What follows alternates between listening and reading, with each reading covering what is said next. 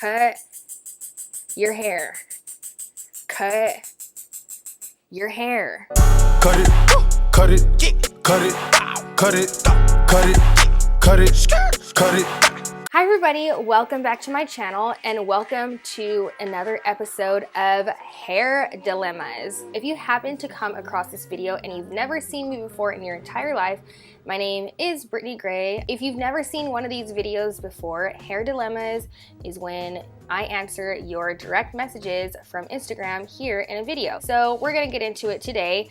If you have not subscribed to my channel, please take a moment to subscribe. I upload new videos every week. If I'm not here, I'm on Instagram at Brittney Gray. So without further ado, let's get into it now. So let's see. My hair is silky and smooth after I take a shower, but looks like complete S after sleeping on it. So I get these kind of like basic hair care questions a lot, and I always have to keep in mind, okay, people do not really know much about hair or understand, but you guys, your hair is not going to look the same all the time. Like, you go to sleep with your hair wet, it's not going to look the same. You wet your hair and it seems like, oh, my hair's straight and it's long and it's flowy and it's this and that, but then it dries and it's different. You guys, like, this is basic hair care 101, all right? If you wash your hair, hashtag not all the time, but if you want to have beautiful flowing hair, if you will, style it, okay? By style it, I mean blow dry it with a round brush. You don't even have to necessarily use heat on your hair. If you have curly hair, use a curl cream, twist your hair. I have a video on that. I'll leave it down below. But I wanted to answer this question because I just want to put it out there, you guys. I feel like a lot of people think that their hair sucks, and your hair doesn't suck. You just need to put effort into it, okay? I don't have much hair. It's straight and layers look bad on me. Help. And let's just say you have really thin hair, okay? You guys, you need to understand that, first of all, if your hair is particularly on the thinner side, if you will, the shorter the hair you have, if your hair is thin, the better. Not too short, depending on how thin your hair is, because if you get a short pixie cut and your hair is super thin, then you might end up looking bald, and maybe that's not a look you're going for. It's definitely a look, but maybe not the one you're going for, right? But what you guys have to understand, I have clients like this too, who their hair is just thin, okay? It's thin, it's straight, it's flat. And what you have to understand is that when your hair is, when you just naturally have hair like that and you just like keep it growing, a lot of times these girls, like, you just want to hold on to your hair in every length and every like little millimeter of length, because you're like, oh my gosh, like, my hair's so thin, I don't have a lot of hair, and so like I don't want to cut any layers, I don't want to cut it any shorter. But what you're not realizing is that you're actually hurting yourself, and you don't have a look because you don't have a proper haircut. Okay, so on my clients who have thinner hair, I like to go shorter. Like, I like haircuts like about here-ish if you have thinner hair. I know it's a hard pill to swallow, like, if you have thin hair and, you know, I'm telling you now that your hair looks better shorter and you just have a goal of having long, luscious hair. If that's the case, get hair extensions, because it's not worth it for you to just have like long, scraggly ends, like, that's just super thin, your hair see-through. Like, what's the point? It makes you look older, it makes you look unhealthy. It's just not flattering at all. So if you really want longer hair, then get hair extensions, okay? But if you don't want to do extensions, then cut your hair to about here-ish. And layers are not bad. Layers are your friend. You just need to go to somebody who knows what they are doing. Let me see. I'm trying to think of a scenario in which I wouldn't cut layers. I mean, unless you're doing like an all just like one length bob, but maybe you've had bad layers before, because I've seen some bad layers where it's like, okay, I understand why you're traumatized. When I have clients who have particularly thin hair, I like to cut the hair about here-ish, and then I do add in some layers, because layers create volume, you guys. Layers create volume, and then from there you need to do a nice blowout and set it with a round brush, or Velcro rollers are gonna be your best friend. Volumizing hair products. My current favorite product to use during blowouts right now is Kevin Murphy Full Again. Oh my gosh, this is like one of my holy grail products for those of you ladies out there, for my clients who are looking for volume. It smells like, I want to say like lavender or eucalyptus or something like that, something, or maybe both. It smells so amazing, and it just creates just like a luscious volume that's not sticky or heavy or anything like that. But yeah, so you're gonna want to get a good blowout, or do a blowout on yourself at home. And I'm actually trying to get a model in the salon to show you guys like a haircut and color and all of that stuff on thin hair, because ladies, I'm not ignoring you. I see your DMs, all you ladies out there who have more thin or flat or limp hair. I want to get a model like that to kind of just do everything from the ground up, like the haircut and the blowout and everything like that, so that way I can show you guys how to work with it, because it is possible. Don't be afraid of the layers, okay? So those of you who have like flat limp hair, the longer you keep your hair and the less layers that you have in it, your hair is just gonna continue to be flat. And you have to work with what you have, okay? Hope that was helpful. Somebody just replied and said bald spot. There was no explanation or anything like that, but I did want to touch on this just because, okay, so there are certain things that are more so medical than beauty. If you one day wake up or you slowly start to see a bald spot in your hair, then you need to see a doctor. That is not something that you need to go to the salon for, because more than likely, and I'm not diagnosing, let me just put that out there, I am not diagnosing, but I have had clients who have alopecia, right? And it could start off as a small patch and it just grows and grows. I'm not a doctor, so I can't tell you exactly why that happened. If you're having major hair loss and it's not postpartum hair loss or stress or something like that, then you need to go see a doctor. Not Google, not WebMD, a doctor. I want to try different colors, but my stylist wants to keep me blonde. Okay, so on one hand, I get it, because, okay, for instance, clients that I refuse to change their hair color. I have a client who has like beautiful natural red hair, and I told her, like, we can do highlights on your hair. We could even go blonder, or you know, we could work with this, but I am never coloring your hair darker. Or I would refuse service if she came in one day and she's like, oh, I want to have green hair or purple hair. Like, I just couldn't, like, my heart and my soul, like, I just couldn't allow her to do that. Is your stylist like that? Is she preventing? If you, like, have naturally blonde hair and you're like, oh, I want to, I don't know, like, dye my hair level 1, like, just black permanent. I mean, it's up to you. Like, that's your prerogative. Like, as a stylist, that just hurts our souls. Not, #not all, but for me, that would hurt my soul. Just because it's such a hard color, like your natural color is such a hard color to achieve with hair color. But if you're going to a stylist and she refuses to switch it up with you, like you ask for something, she's like, no, I want to do this, then you need to find a new stylist, point blank period, okay? So start looking around. If you find somebody, if you're at the grocery store and you find somebody who like has a haircut or color that you love, then ask her, where do you get your hair done? And then go to that person. Like, it's okay to go to a new stylist. It's okay to move on. It's a relationship, you know what I'm saying? And there comes a time, sometimes, when you need to move on for your own well-being. A boss that lives in the past and hates anything new. I'm assuming that you mean like in a salon. And sorry if these little questions that I'm reading are short, because it's like on that question thing on Instagram. Maybe next time I'll just have you guys send me a direct DM instead of saying like, ask me a question. That's why the messages are so short. But anyway, so I'm assuming that you work at a salon and that the owner or the manager, whoever there, like hates like new things, and then they just live in the past.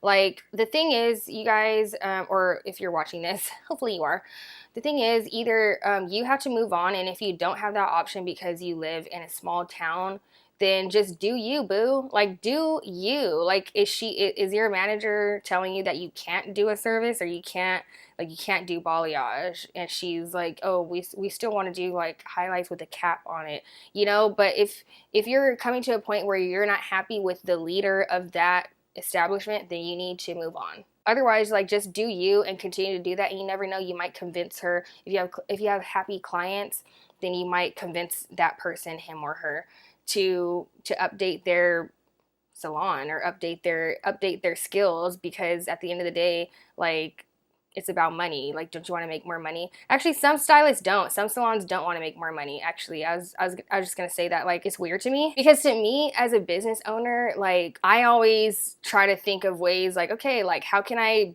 make my money multiply, basically. Like, if that means learning a new skill, if that means updating my product and bringing it into the 21st century. Are we in the 21st century? Yes. Are we in the 22nd century? Yeah, as a business owner, for me, it's like, yeah, I want any opportunity to make my money multiply. Okay. So, but what I was saying is that, like, it's weird to me that there are people who don't think that way, but then to each their own. So if you're in an environment like that, where it's like, you're just like drowning, you know, you're drowning, you're not able to grow, then you need to move on. Okay. Pave your own path. I believe in you. Well, damn. I have some stupid, lazy stylists, also older stylists, feeling entitled to being catered to. I'm assuming that you are a manager or a salon owner, and the gag is, look, I'm happy that you messaged me anonymously and all that, but the thing is, you are the leader, okay? And you have to assess yourself and maybe come to the conclusion that you are not a leader. Because there are a lot of people who, you might have a little money in the bank, you might take out a loan, you might have good credit, so you're able to do that, or you might have a dream in your head of like, oh, I want to open a salon or a business or something like that.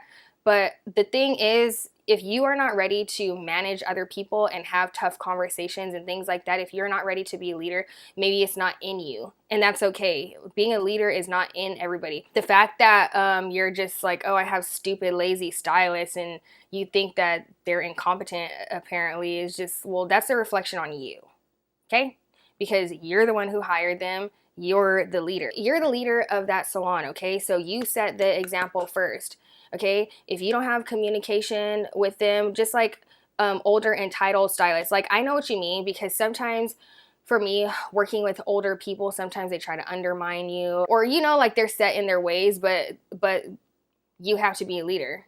It's hard, it's uncomfortable, it can be awkward sometimes, but sometimes you need to let people know, like, this is unacceptable, this is what you need to do, you need to clean this up, you need to put this away when you're done, you need to clean this, and set, like, routines, like, set an actual, like, I was gonna say I'm a writer, but what I mean by I'm a writer is, I mean that I write everything down so that way it's clear to me, and, like, my expectations of people are clear. So if there is a list of tasks that I need to be done, such as, like, I have a list of tasks for, like, my opening tasks for my salon. I have a list of tasks, daily tasks, like, I need this done. I have a closing routine, like, list, because in your head you might see things that need to be done, and to you it's common sense, like, oh my gosh, like, you're lazy or you're stupid because you shampooed a color client and then you didn't, like, clean the shampoo bowl after. Like, in your head, it's common sense, right? It's second nature to you, but some people don't have that kind of common sense. All right, so you need to have a staff meeting and say, these are what my expectations are, okay? And also, like, these are what my expectations are, and if they're not meeting those expectations, if they're not meeting that criteria, then you need to get a new staff, period. But then also, you yourself, like, you need to not have that mentality of, like, God, they're just stupid, or they're this or that. And it's easy to do. It is easy to do. Trust me. When you have just, like, when you're a leader, it's easy to just think, like, oh my gosh, like, this person's an idiot. Like, why didn't they think of that? It's common sense. Or, you know, it's easy to be annoyed. But then when you're the leader of a salon, if you, and you have, like, that kind of energy, people are not stupid, like, they could tell, and then it makes them not care because you don't even care. You don't care enough to communicate. You don't care enough to write out exactly what your expectations are. You don't care enough to have meetings when necessary. You don't care.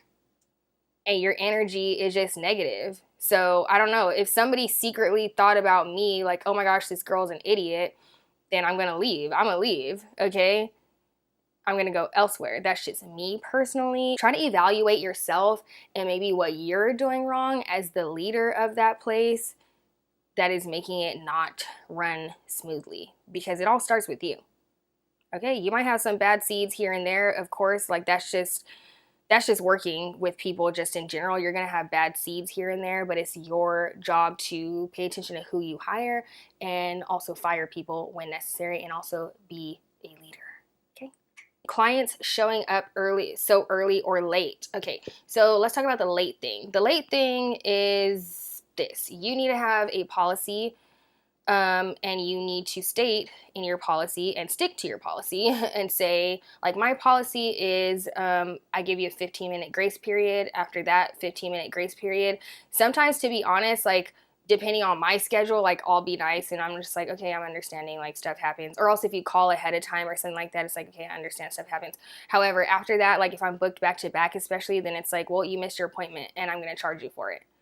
If you're running late and you're like that far behind, then I might just cancel. Well, I probably will cancel your appointment because I don't have time. And then also, if you no show at all, like you don't show up, you don't call, you don't anything like that, then what I do is I keep a credit card on file for any appointment that I book. And it states in my policies, and you can make up your own, whatever works for you. For me, it's 100% of whatever the service is. So if it's $100 service, you don't call to say you can't come, you don't anything like that, then you're getting charged $100, because that's money that I would have lost, and that's time that somebody else could have come in. That's time that somebody else might have wanted to book, but then now they can't, and they're leaving to vacation the next day or something like that. You know what I'm saying? So it's about time is money, you guys. And so you need to have a policy in place for those instances, because people are going to be late. It happens. Okay. So yeah, I do a 15-minute grace period. If they don't call within 15 minutes, I might call them and ask them, like, do you plan on making your appointment? Something like that. After that, bye. That's it. If you want to rebook, then it's going to be a rebooking fee, or you have to pay up front. And then also, as far as clients showing up super early, I get it, because, girl, every so often I'll get a client, they're like, oh, sorry, I'm here early, and it's like early, like an hour early, and it could be like I'm just chilling, eating lunch, or I could be with another client, and then it just puts pressure on you. You're like, oh my gosh. The thing is, you guys, you have to, I know it can be uncomfortable, but you just have to, like, let it be, because it's like, okay, if your appointment is at 9 o'clock and you show up at 8 a.m., like, that's your problem. You could, if you want to take that person at 8 versus 9, then that's up to you.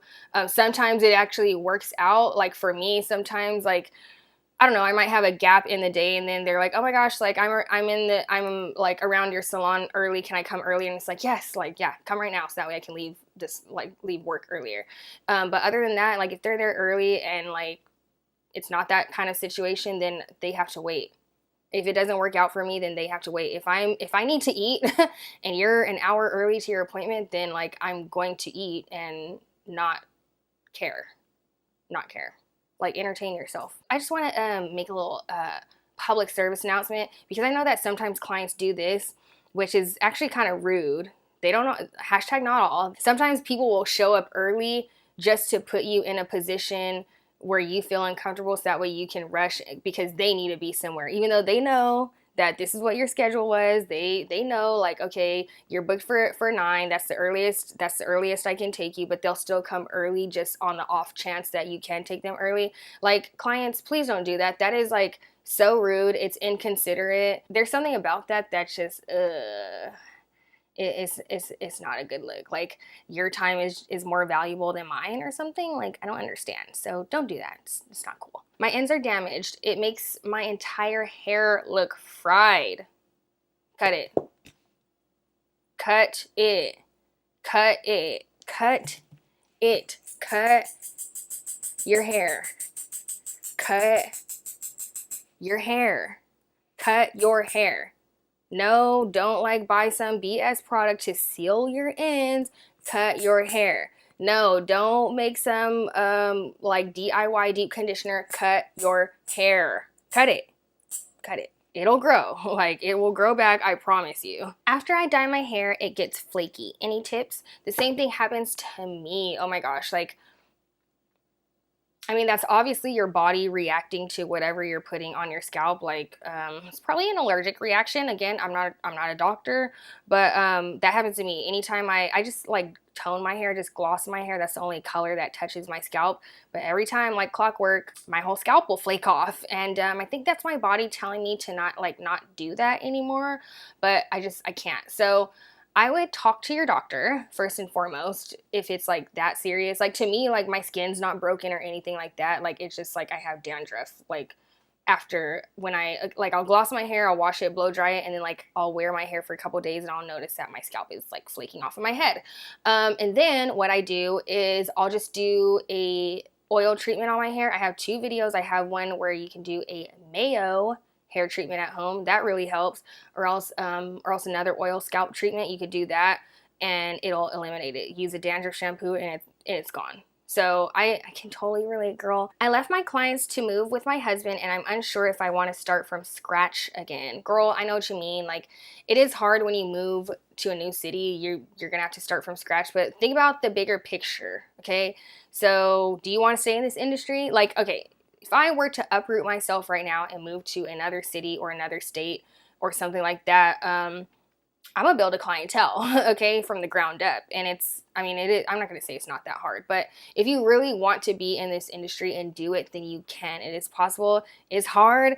It takes a minute, but it is definitely possible. So you have to think about the bigger picture. Wherever you guys are living right now, are you guys gonna stay there for a long time? Are you guys gonna stay there permanently? Like, what's the plan? What's the tea? You know, ask yourself that. Otherwise, what are you gonna do? Like, just totally work in a different industry? Like, what are you going to do for work? And if that's the case, then that's fine too. And maybe this industry is not for you. But I think that you need to make a decision now, because there are a lot of stylists who, like they were hairstylists, but then they leave the industry for whatever reason to go do something totally not unrelated. Like, they'll do, I don't know, real estate or something else, like, or else they won't work or whatever for maybe 10 years or something like that. And then when they come back in, when they jump back in, it's a little bit harder because, number one, their skills have diminished. If you're not physically doing hair on a regular basis, then you're gonna lose it. It's not the same as learning to ride a bike and then you know how to ride a bike forever. Or learning to tie your shoes, or I don't know, something like that. Maybe that's a bad analogy, but you know what I mean. You need to practice your skills on a regular basis. It's going to be harder to do all of that stuff. And then on top of that, trends change over the decades. So I know that like some seasoned stylists, you know, they were stylists back in the day, then they try to jump back in like 10, 20 years later for whatever reasons. And it's just a little bit harder because the industry changes so fast and so quickly, so it's harder to build a clientele. So you need to make a decision fast and then decide what you want to do for your life. But if you love hair and this is something that you want to do, like, girl, the money will come. The money will come. You just need to have a little bit of patience, okay, and then work at it. Can you ask past employees why they left a salon, or is that rude? Okay, so I don't know what point of view you're speaking from. Like, okay, for instance, past employees while they left. Like, are you currently at a salon and then you know somebody who used to work there and then you want to contact them and ask them why they left? If you do not know that person personally, like if that is not your friend, then no, don't do that. That's borderline psycho. No offense, okay? I'm glad you're asking this question. I don't want to deter anybody from asking questions, okay? But I would just be taken aback. Like, okay, if, you know, I'm a very open person, okay? I'm a very open person. If any of the salons that I worked at back in the day, like if somebody new there contacted me and said, hey, like, why did you leave this salon? Even though like I would be doing a service to somebody by saying the truth and saying like the negative reasons why I left, I probably wouldn't come out and tell them that, because I don't know them. Like, I don't trust them. Like, I might tell them the truth and then like, no, I'm good. Like, figure it out on your own. If you feel the need to ask an employee why they left, then it's probably not the right place for you anyway, because you obviously see that something is wrong, right? So are you speaking from that point, or are you speaking from the point of like a salon manager or owner or something like that, and you want to ask your old employee why they left the salon, I feel like that is fair to ask. That's fair to ask them when they tell you that they're leaving or when they resign or whatever. That's fair to ask them then, like not the next week, the next day, like no, you need to let it go, okay?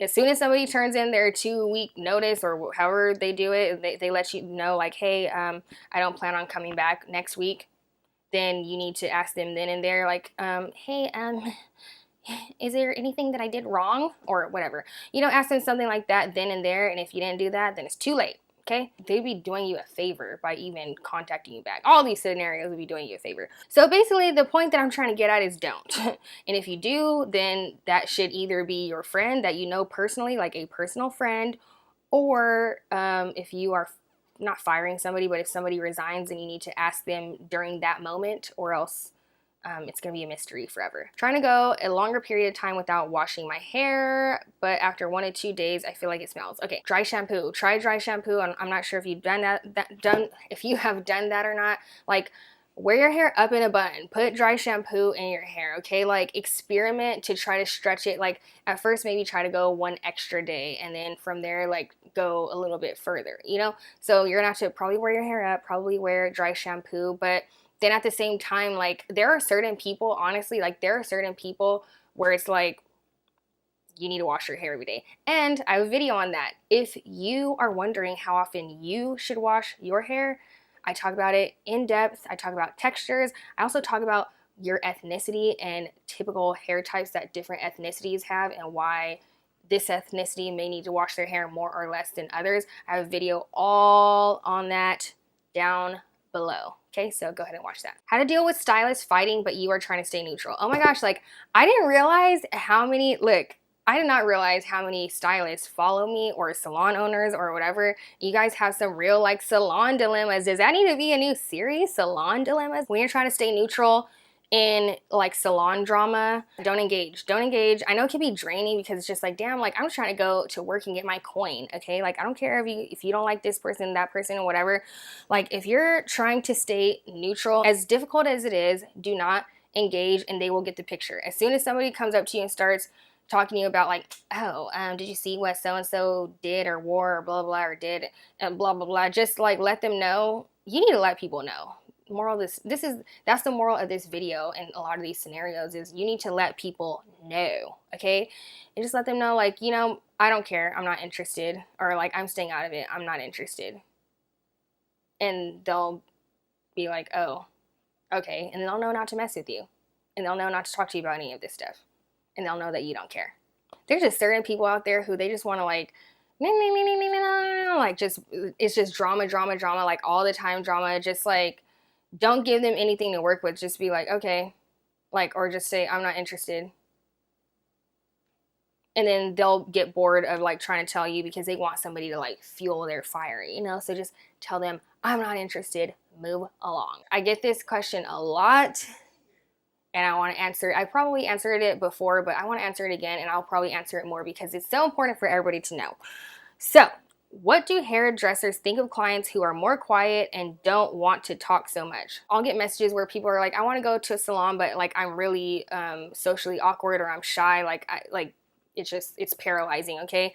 And I want to let you guys know from my point of view and most stylists' point of view. Look, we are there to do a job, okay? We're there to do a job. Yeah, it's fun. I like doing hair. I like talking to my clients. But at the end of the day, I'm trying to make money, okay? I do have a handful of clients who do not like to talk, or who are even like, I could tell that they're kind of like awkward. And mind you, like if I see that you're awkward, or if somebody sees that you're awkward, like I know it can be cringy to think that, but it's not the end of the world. Like I will notice if somebody's awkward or shy or whatever, and like I don't care. At the end of the day, if you're paying for your services, great. And stylists, leave me a comment down below. You might be able to vouch for this. Sometimes like my quiet clients are like the best because it's like I'll just like zone out, you know, I'll just zone out, and just, it kind of makes the whole doing hair thing a little bit more fun because I can just zone out and like really pay attention to every foil that I'm foiling, or every little thing like that. It's kind of like